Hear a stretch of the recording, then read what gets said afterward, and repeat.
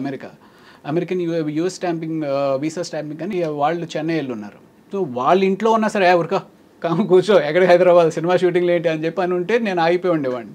So these all things happened. So next day morning వచ్చాను. వచ్చిన తర్వాత ఫస్ట్ తేజ గారిని కలిశాను. తేజ గారు సరే ఓకే చూద్దాంలే అన్నట్టు ఆయన ఏదో అన్నారు. ఆ తర్వాత రామానంద్ గారిని కలిశాను. రామానంద్ అనే అతను ఆయనకి నాకు ఎంత పర్ఫెక్ట్గా జెల్ అయింది అంటే ఐ మీన్ ఆయన ఏం చెప్తారు ఏం అడుగుతారు అనేది నాకు ఏదో అర్థమైపోతా ఉన్నట్టు అనిపించింది. సరే వచ్చేసాను, అయిపోయింది. ఫస్ట్ డే అయిపోయింది, సెకండ్ డే అయిపోయింది, నేను తెచ్చుకుని డబ్బులు అయిపోయినాయి. అక్కడ ఒక అసిస్టెంట్ డైరెక్టర్ పరిచయం అయ్యాడు.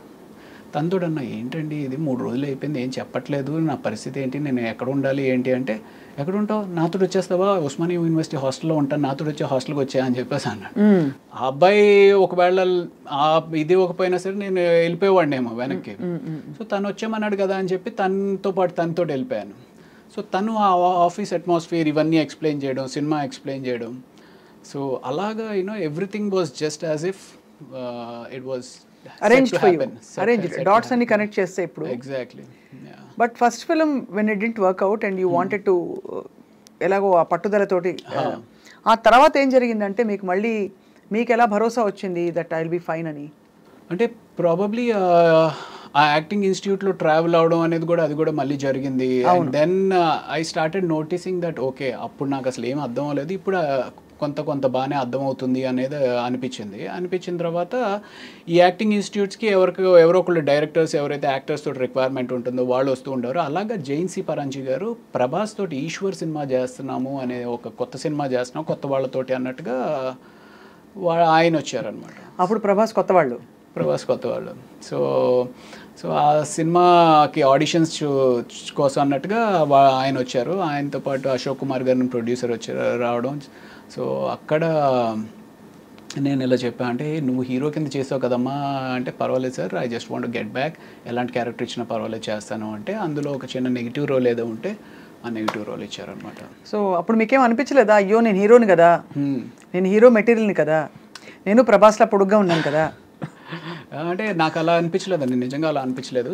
అంటే ఓవరాల్ ఆ సిచ్యువేషన్లో ఆ టైంకి నాకు అనిపించింది ఏంటి అంటే, ఈ ఇండస్ట్రీలో ఉండాలి అంటే ముందు సర్వైవ్ అవ్వాలి అంటే హీరో ఆయన పట్టుకుని కూర్చుంటే నిన్ను సపోర్ట్ చేసి నీ బ్యాక్గ్రౌండ్లో ఎవరో నీ మీద ఇన్వెస్ట్ చేసి డబ్బులు పెట్టేవాళ్ళు ఉండరు.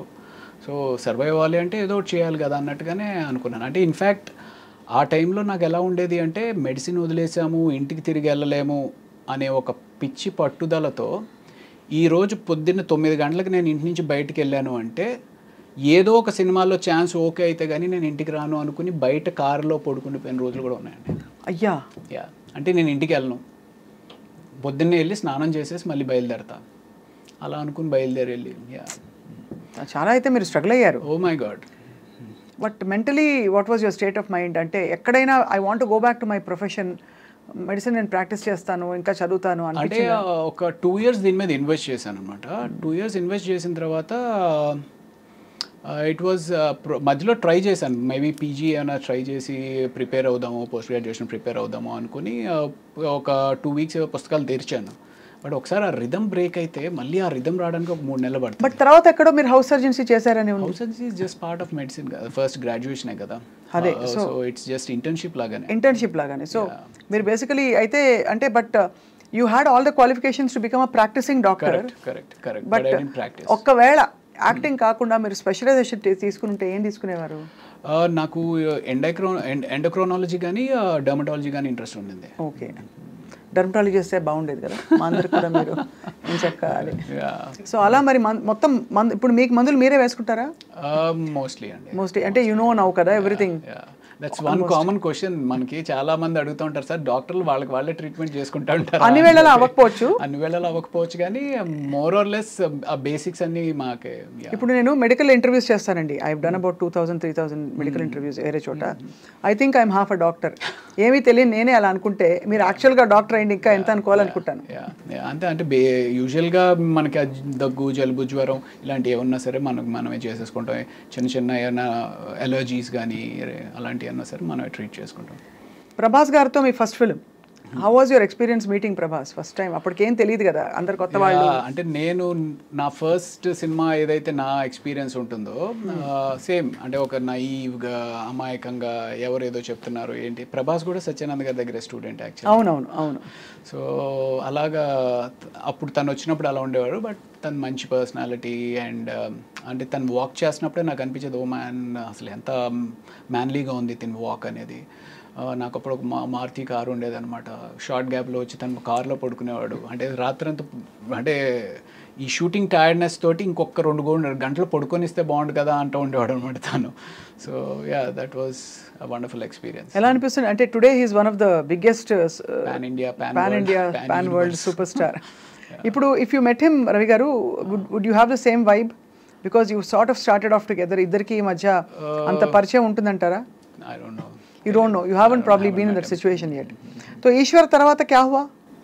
ఈశ్వర్ తర్వాత అందులో నెగిటివ్ రోల్ చేసిన తర్వాత వైవిఎస్ చౌదరి గారు సీతయ్య అని చెప్పి హరికృష్ణ గారితో ఒక సినిమా చేస్తా ఉన్నారు. అవును, సీతయ్య తెలుసు కదా.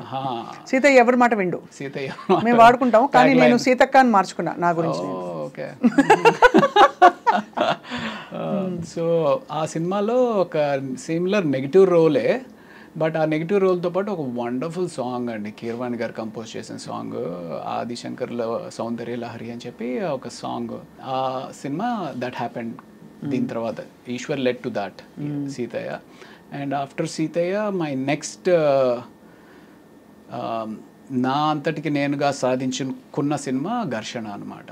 మళ్ళీ ఆడిషన్స్కి వెళ్ళి. గౌతమ్ మేనన్. Yeah correct.